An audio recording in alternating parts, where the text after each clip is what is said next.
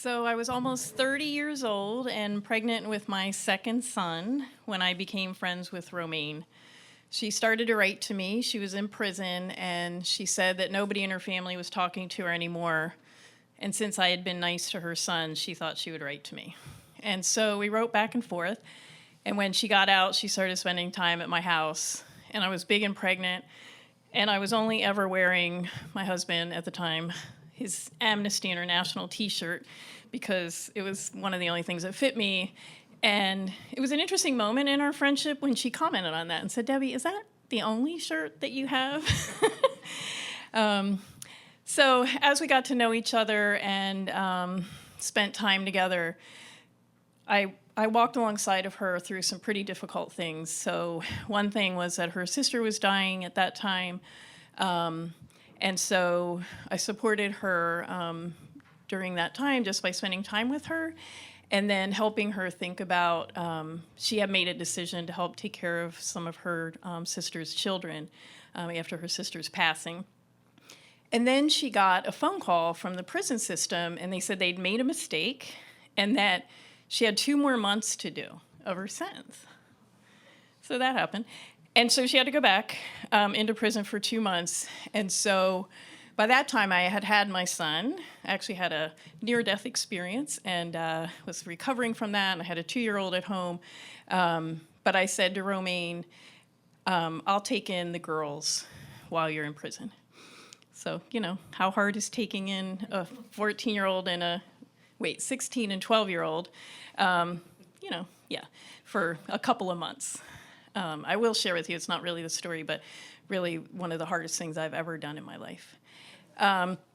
So Romaine goes into prison, and actually only the older girl had decided to come and live with me. I don't know her, so I just need to be clear about that. She's never met me before. At the time, I lived out on Camp Betty Washington Road. I don't know how many of you know where that is, but it's kind of out on the east end, just kind of off a road. It almost feels like you're in the country a little bit, but it's just right out of the way.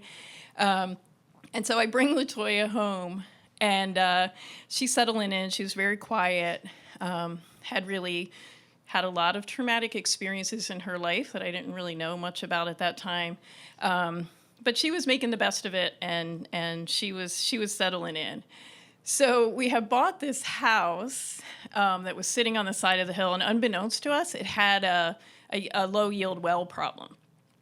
And so we actually were always going to the laundromat. We didn't wash our clothes there. After I started having my kids, I actually used a wringer washer. I don't know how many people know what that is, but my mom had one when I was growing up, and there was one in the house when we bought it. So I was like, I know how to use this, although I had to learn from experience that you don't put rubber pants through the wringer because this popping thing happens to them. But anyway, that also is not really the story.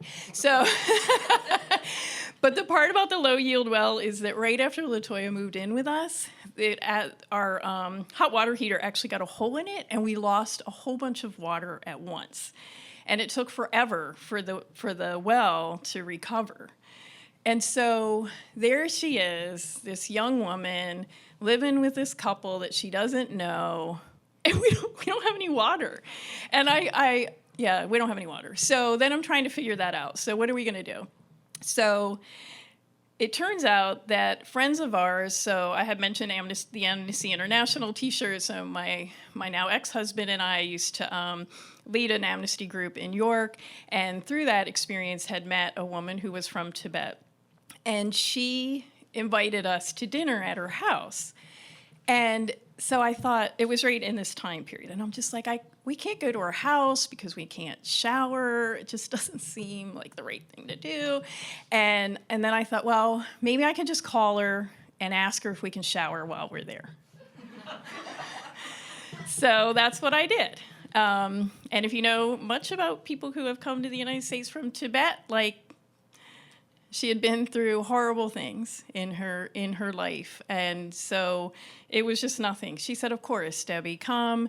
You can take a shower while you're here. But remember, I have this 16-year-old girl who hardly knows me," and I'm just like, "So, LaToya, we're gonna go over to my friend's house. They're making moo-moos. I don't really know what that is, but we're gonna have that, and we'll get showers while we're there."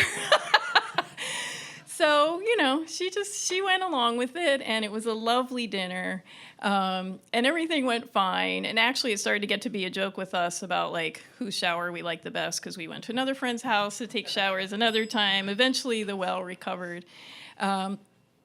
But many years later, I joked with her, and I said, I just can't even imagine what you were thinking when you moved in with us. And you must have been thinking, like, what's wrong with these white folks? They don't even have any water. And she really just said it didn't bother her at all.